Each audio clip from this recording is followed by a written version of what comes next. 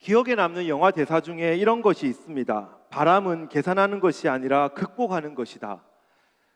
최종병기 활이라고 하는 영화에 나오는 대사입니다. 바람은 계산하는 것이 아니라 극복하는 것이다. 이 사람은 엄청난 활 솜씨를 가지고 있었던 사람입니다. 그런데 활이라고 하는 것이 바람의 영향을 굉장히 많이 받지 않습니까? 그럼에도 불구하고 많은 연습을 해서 이제 바람이 불 때에도 그 바람을 계산하면서 활을 쏘아서 원하던 결과를 얻던 사람이었습니다. 그런데 이제 이 영화 가운데 이제 절체절명의 순간을 맞이했습니다. 계산으로는 해결할 수 없는 상황입니다.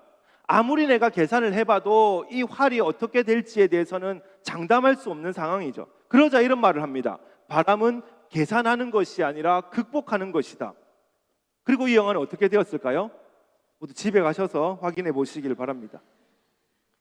두려움 또는 외부의 장애물, 이것을 피하거나 아니면 치밀하게 계산하기보다는 정면으로 맞서야 된다, 부딪혀서 이겨야 된다, 나의 능력과 나의 용기로 치밀하게 해서 돌파해야 된다, 그것이 바로 바람은 계산하는 것이 아니라 극복하는 것이다, 그런 말입니다.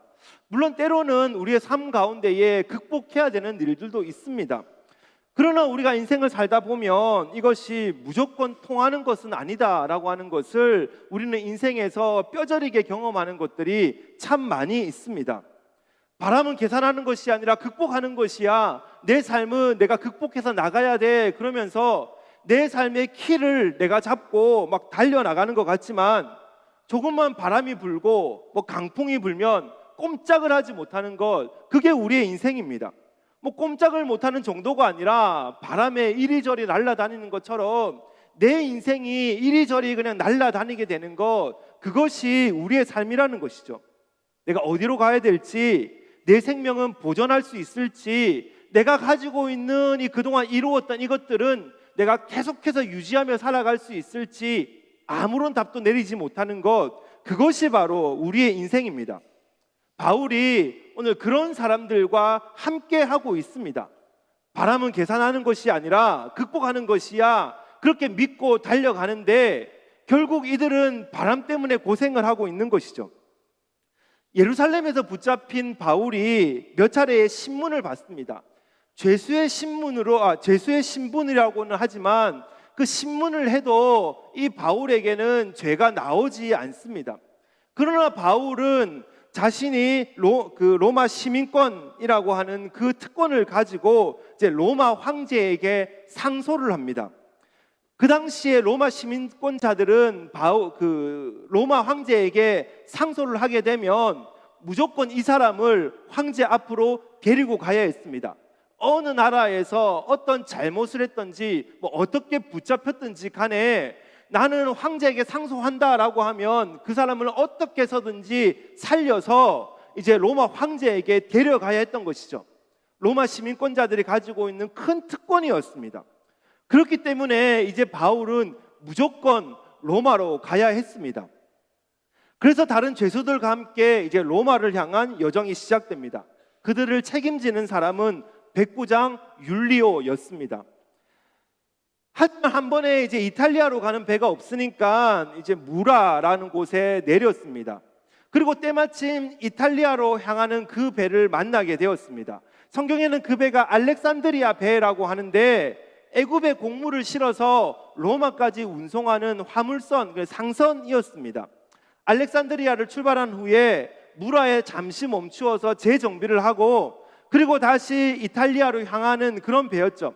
그때에 이제 바울과 이 백부장 율리오와 그 여러 사람들이 이 배를 만나게 되었습니다. 그리고 그 배에 이제 몸을 실게 되었습니다.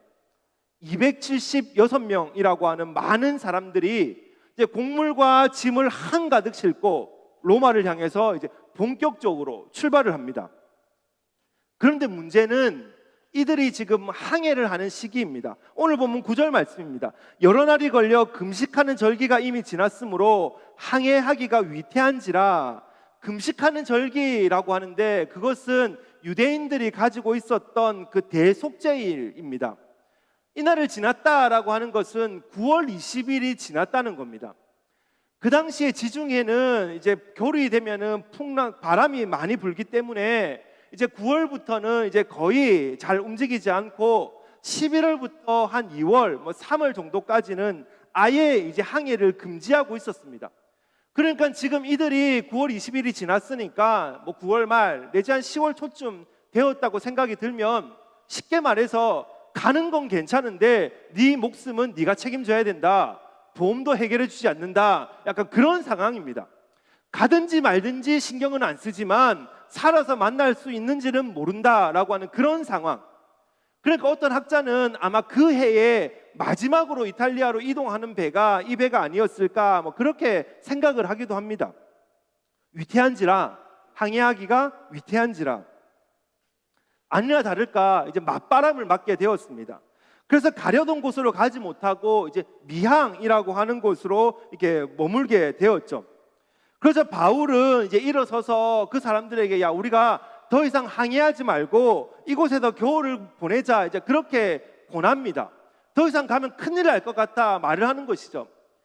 그냥 죽을 것 같은 것 때문에 말을 하는 게 아니라 바울이 복음을 전하기 위해서 이 항로를 여러 번 지나다니다 보니까 지금 이 시기에 지나가는 것이 위험한 일이다라고 하는 것을 바울이 잘 알고 있었습니다. 그래서 사람들에게 이제 권하고 있는 겁니다. 그런데 성경은 백부장이 바울의 말보다 선장과 선주의 말을 더 믿었다, 그렇게 말을 하고 있습니다. 당연한 이야기입니다. 백부장이 잠시 동안 이 알렉산드리아 배의 지휘권을 가지고 있었죠. 그렇지만 백부장이 이렇게 바다 사람도 아니고 백기를 알고 있는 것도 아니고 선장과 선주는 여러 번 이 길을 다녔으니까 사실 바울보다는 선장과 선주의 말을 믿는 것이 당연한 일입니다. 그렇기 때문에 이제 이 백부장은 이들의 말을 믿고 이제 움직이기로 결정을 했습니다. 이들은 미항에 머물지 않고 더 왼쪽에 있는 베닉스라고 하는 곳에 머물게 됩니다. 아까 그림에서 보셨지만 바로 옆에 있는 곳입니다. 베닉스는 한 반나절, 길게 잡아도 하루 그 정도만 되면 갈 수 있는 거리입니다. 겨울을 나기에 더 좋은 조건입니다. 출발을 하고 마침 바람이 남풍으로 붑니다. 자신들의 뜻대로 되기를 잘했다, 자신들의 뜻대로 되고 있다, 그런 생각을 하면서 이제 반나절만 가면 돼, 오늘 하루만 가면 돼, 그러면 좋은 곳에서 겨울을 날 수 있어, 그 희망을 가지고 배가 가고 있습니다. 그러나 이것도 잠시뿐이죠. 이들에게 찾아온 곳이 있는데 그것이 뭐냐면 유라굴로라고 하는 겁니다. 우리가 태풍에 익숙하다 보니까 태풍이 올 때마다 이름을 짓는 것처럼 유라굴로라고 하면 태풍의 이름인가 보다 그렇게 생각이 드실 텐데 그게 아닙니다. 그냥 원문으로 동풍과 북풍의 그냥 합성어입니다. 강한 북동풍이 불었다, 그겁니다. 남풍이 불어줘야 순항할 수 있는데 강하게 북동풍이 불었다는 거죠. 그렇다 보니까 이들이 어떻게 됩니까? 큰 어려움을 당하게 됩니다. 본문을 읽다 보면 쫓겨가더니 완전히 자신의 손에서 키가 떠나버렸다는 겁니다. 20절의 말씀을 보니까 여러 해 동안 이제 해도 달도 보이지 않는다고 합니다. 무엇을 말씀하죠? 배가 어디로 가는지 알지 못한다는 겁니다. 해를 보면, 달을 보면, 별을 보면 지금이 동쪽인지 서쪽인지 구별을 할 수 있는데 해도 달도 보이지 않는다, 동서남북이 보이지 않는다는 겁니다. 완전히 표류된 상태, 어떻게 될지 아무도 예상하지 못하는 그런 상태라는 겁니다. 그래서 20절에서는 이렇게 말씀하고 있습니다. 구원의 여망마저 없어졌더라, 살 소망이 끊어졌더라, 구원의 희망이 사라졌더라, 우리는 살아서 육지에 갈 수 없다, 그 생각이 그 배에 타고 있는 276명의 사람들의 마음 가운데 가득 넘쳤다는 겁니다. 모두가 그냥 살아있지만 죽은 것 같은 그런 상황 가운데 놓여 있는 것, 그것이 바로 이 배 가운데 타고 있는 사람들의 모습입니다. 그때 바울이 다시 일어납니다. 그리고 메시지를 전합니다. 23절부터 25절까지 말씀입니다.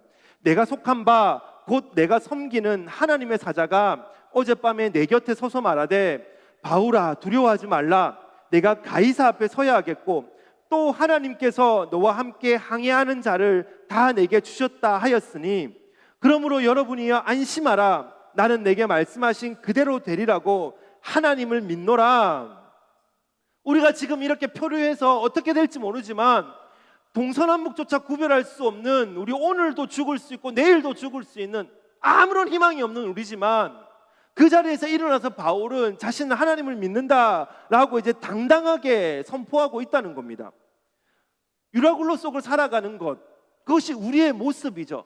이 배가 적은 모습이지만 크게 보면 우리는 이 지구상에서 마치 유라굴로 속에 살아가고 있는 것이 우리가 살아가고 있는 이 땅의 현실 같습니다. 동쪽으로 가는지 서쪽으로 가는지, 아침에 뉴스를 켜면 해도 달도 보이지 않는 것 같은 삶, 그것이 지금 우리의 모습이라는 겁니다. 그곳 가운데 우리는 바울처럼 한 사람의 그리스도인으로 서 있는 것, 그것이 바로 우리들의 모습입니다. 그렇다면 이런 유라굴로와 같은 큰 광풍이 찾아와서 계산도 할 수 없고 계산을 해도 답이 나오지 않는 그런 상황 속에 우리가 살아가고 있다면, 이 땅을 살아가고 있는 이 시대 속에서 그리스도인으로 우리는 오늘도 어떻게 서 있어야 합니까? 그 유라굴로 앞에서 우리는 어떤 삶을 살아야 합니까? 오늘 본문을 통해서 우리가 한 두 가지 정도를 생각해 봤으면 좋겠습니다. 첫 번째로 우리가 생각해 볼 것은 목표를 잊지 말아야 한다는 겁니다. 목표를 잊지 말아야 합니다. 이 난리가 나니까 바울도 두려웠던 것 같습니다. 당연하죠. 노아의 홍수를 통해서 물이 얼마나 무서운지, 요나의 이야기를 통해서 물이 어떻게 우리를 덮칠 수 있는지 그것은 너무나 잘 알고 있습니다. 그러니까 바울에게도 두려움이 찾아오는 것은 당연한 일입니다. 믿음이 아무리 좋다고 해도 두려움이라고 하는 감정이 찾아오는 것은 어쩔 수 없는 일입니다. 그래서 주님께서 바울에게 찾아오셨습니다. 그래서 가장 먼저 하셨던 것이 뭐냐면, 두려워하지 마, 너 무서워하지 마. 믿음이 있다고는 하지만, 오늘도 복음을 전하고는 있다고 하지만 여러 가지 상황 때문에 두려움이 찾아와서 동서남북조차 구별할 수 없어서 두려움이 찾아와서 슉 찾아 앉아있는 자들에게 주님이 찾아오셔서 하시는 말씀은, 두려워하지 마, 놀라지 마, 걱정하지 마. 그러면서 하나님께서 그 두려워하지 마, 그 말씀만 하시는 것이 아니라 이어서 이 말씀을 하십니다. 내가 가이사 앞에 서야 하겠고, 가이사 앞에 서야 된다라고 하는 건 가이사 앞에서 재판을 받아서 너의 죄가 들추어져서 네가 벌을 받을 거다, 그것을 예언하시는 게 아닙니다. 가이사 앞에 서야 된다라고 하는 것, 네가 로마에도 가서 로마에 가서 복음을 전해야 된다, 그 말씀이십니다. 내가 너를 온 세계에 복음을 전하는 자로 세워주겠는데, 너는 예루살렘에서 네 인생이 끝나고 바다 한가운데서 네 인생이 끝날 게 아니라 너는 살아서 로마까지 가야 돼. 네가 가야 되는 그 목표와 목적지와 네가 마지막 인생을 던져야 될 그곳은 로마야. 그것을 주님이 분명히 그 밤에 오셔서 말씀하고 계시더라는 겁니다. 이것은 바울에게 처음 하셨던 말씀이 아닙니다. 23장 11절 말씀입니다. 그날 밤에 주께서 바울 곁에 서서 이르시되 담대하라, 내가 예루살렘에서 나의 일을 증언한 것 같이 로마에서도 증언하여야 하리라. 바울이 예루살렘에서 붙잡혔을 때 주님이 찾아오셔서, 야, 두려워하지 마, 너 인생 끝났다고 생각하지 마, 너 지금 여기서 붙잡혔지만 너는 로마로 가야 돼, 로마에서 너의 인생은 불꽃처럼 타올라야 돼, 그것을 말씀하셨다는 겁니다. 너의 목적지, 너의 목표, 그것은 예루살렘도 이 바다도 아니라 로마야, 로마. 그것을 말씀하셨다는 거죠. 그러니까 바울은 무조건 로마로 가게 되어 있습니다.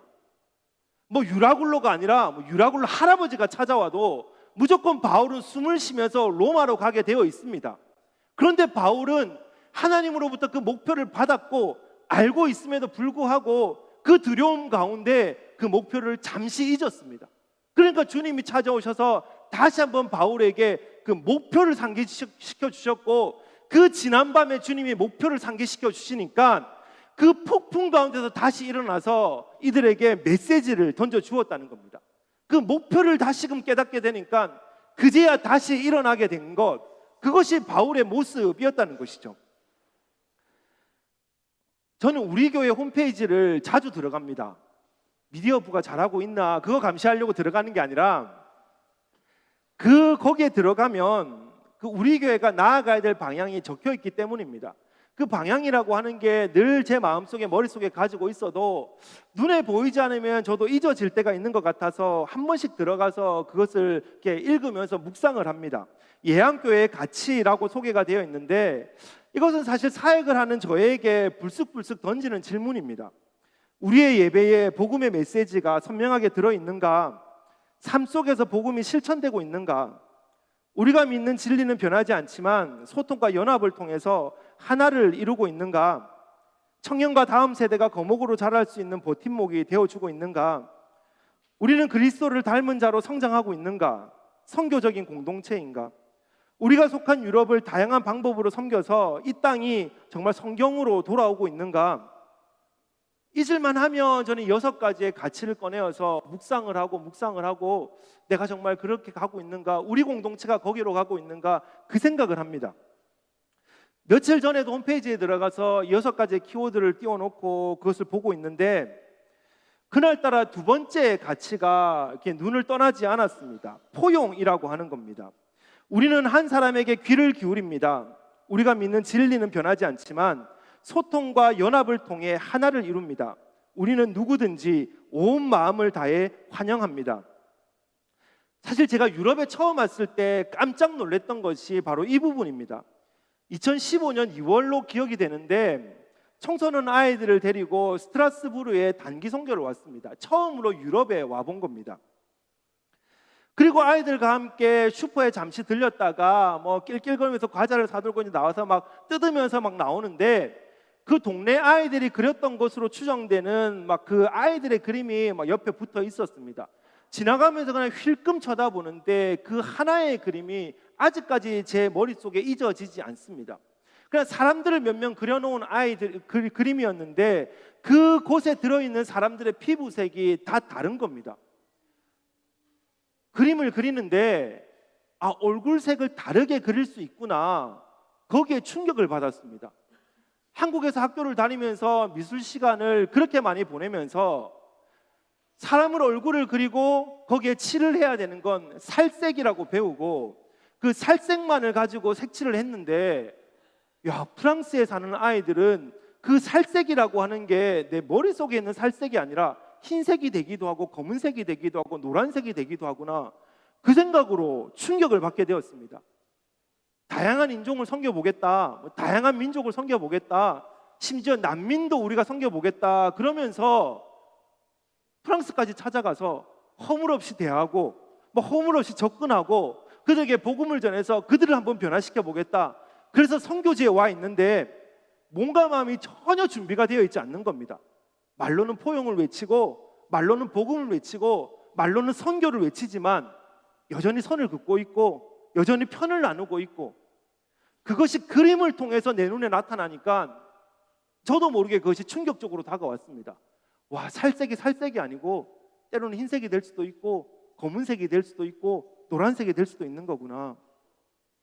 그래서 그 후로는 이것이 제 사역의 중요한 가치가 되었습니다. 그래서 제가 사역을 준비하면서 사역을 하면서 또 6가지를 함께 이것이 우리 교회의 사역의 가치가 되었습니다. 목표가 되었습니다. 그리고 막 사역을 하면서 여러 가지 분주함과 여러 가지 고민과 막 환경으로 인해서요 사역의 방향이 희미해졌다고 생각이 들 때마다 이 6가지를 꺼내어서 그 질문들을 던져보는 겁니다. 복음이라고 하는 게, 포용이라고 하는 게, 다음 세대와 청년이라고 하는 게, 성장이라고 하는 게, 선교라고 하는 게, 유럽이라고 하는 게 정말 내 가운데 가슴속에 남아있나? 말로만 외치고 있는데 그것이 그림으로 나에게 나타나면, 그것이 상황으로 나타나면 정말 내가 잘 대처할 수 있도록 우리가 준비되어 있는가? 문득문득 그 질문을 던져보는 것입니다.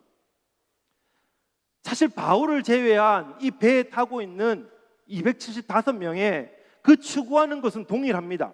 잘 되는 것입니다. 잘 먹고 잘 사는 것.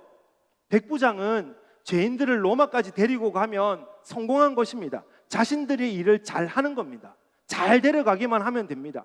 상인들과 선주와 선장은 물건을 로마까지로 잘 갖다 주고 그 돈을 받으면 그것이 잘 되는 겁니다. 그것을 가지고 따뜻하게 배부르게 살 수 있습니다.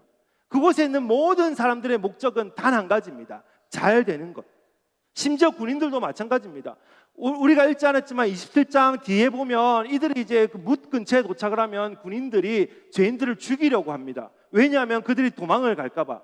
이 군인들의 목적은 이 죄인들을 데리고 로마까지 가야 되는데 도망을 가버리면 잘 되지 못하기 때문에 그 죄인들을 죽이기까지 해서라도 내가 잘 돼야 된다고 생각하고 있습니다. 그 배에 탄 사람들은 모두의 목표는 잘 되는 것입니다. 이 지구라는 배에 타고 있는 모든 사람들의 목표는 잘 되는 것입니다. 이것이 세상 사람들의 가치입니다. 그런데 이는 편한 삶을 찾고 잘 되는 것, 그것을 꿈을 꾸며 살아가는 사람들의 그 결과가 무엇입니까?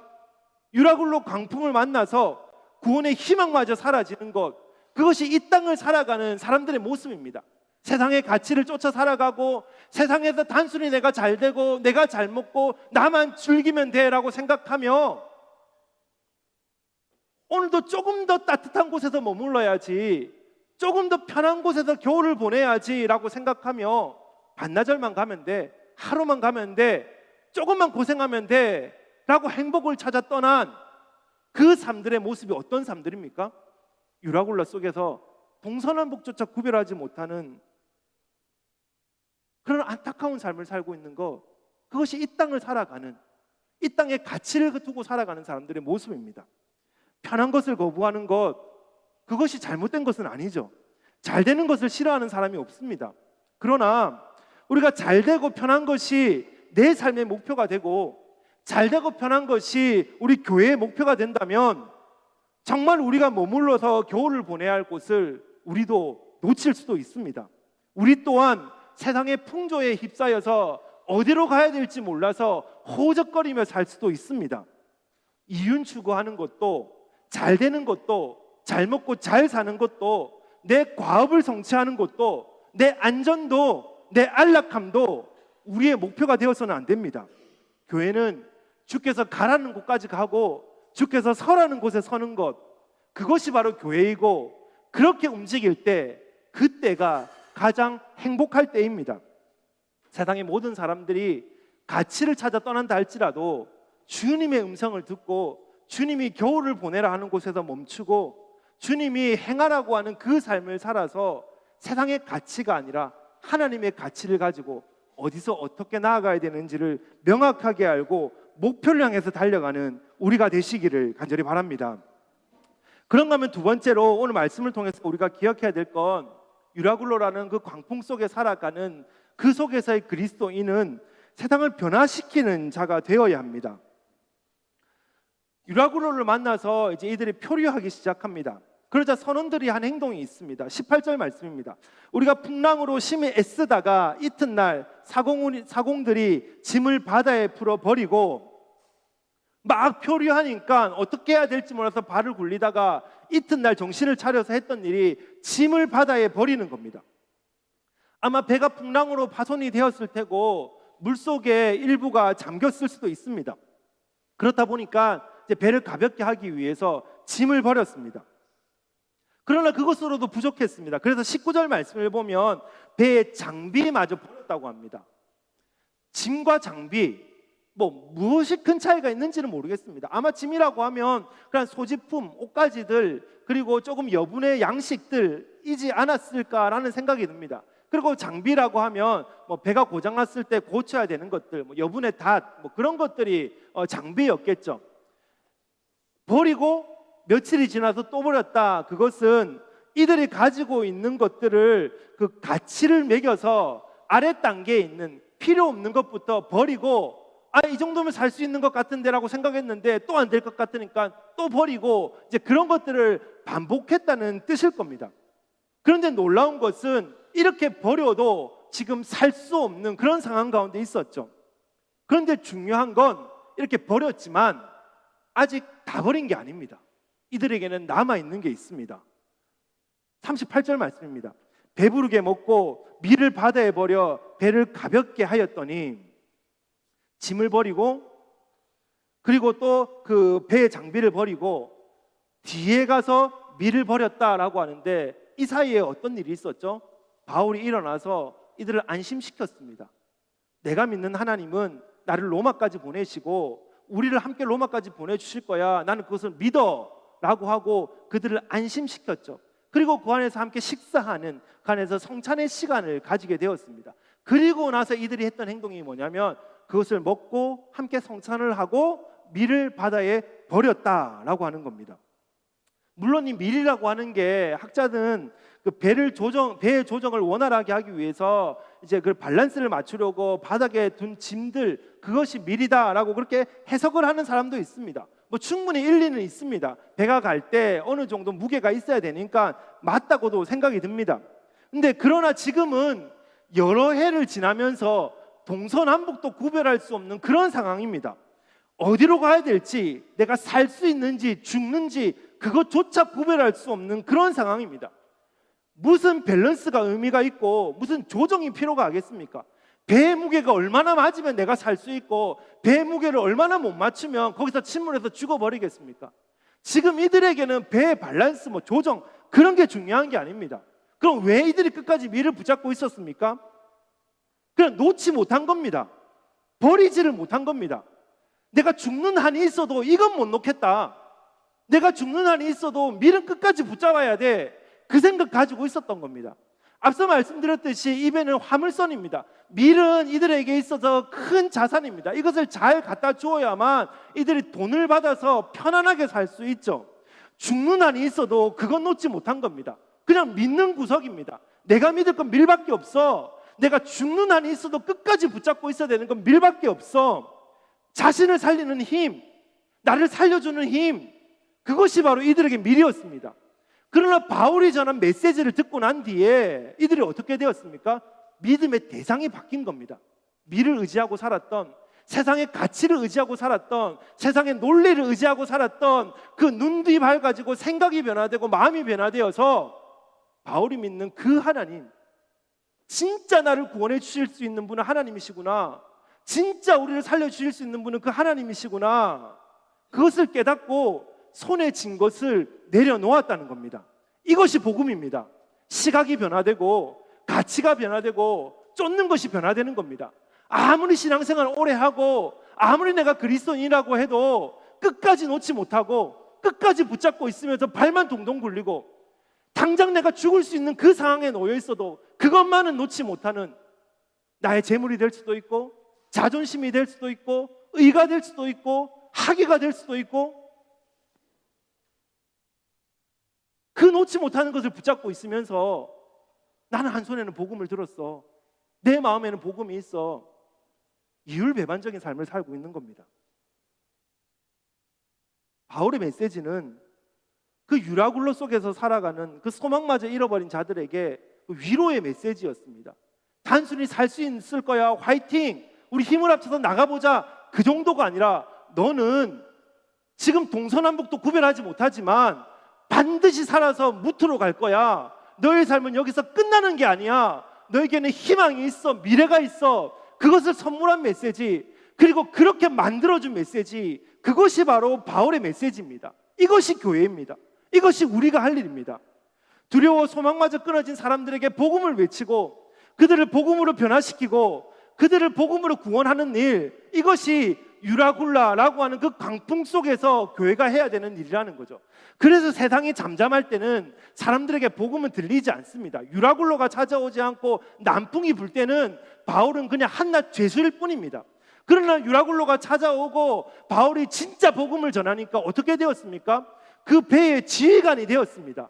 백부장이 지휘관이 되고 선장이 지휘관이 되고 선주가 지휘관이 되었는데 모든 사람이 사라지고 그들의 눈에는 바울이 지휘관이었습니다. 복음을 가진 자, 복음, 그들이 자신의 인생을 이끌어줄 자가 되었다는 겁니다. 주님은 오늘도 교회를 통해서 말씀하십니다.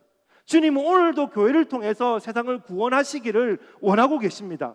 교회가 무너지면 세상에 복음을 들을 창구가 없습니다. 교회마저 무너지면 유라굴로 속에서 아무런 희망이 없이 우리는 침몰할 수밖에 없습니다. 그러나 주님은 두려워 떨고 있는, 우리조차 두려워 떨고 있는 자들에게 찾아오셔서 두려워하지 마. 너희는 이곳에서 죽을 자가 아니야. 너희들의 목표는 아름다운 하나님 나라야. 네 함께 타고 있는 그 276명 데리고 함께 하늘나라로 와야지. 네가 함께 생활하고 있는 그 주변의 사람들, 너의 가족들 함께 와야지. 오늘도 주님은 우리에게 끊임없이 속삭이십니다. 목표를 잃지 마시고 세상 속에서 복음을 외치고 세상을 변화시켜서 그 배가 함께 살아서 무트로 갔던 것처럼 나와 함께하고 있는 주님이 나에게 함께 태워주신 그 아름다운 영혼들과 함께 주님 나라 만들어가는 복된 우리 되시기를 간절히 바랍니다.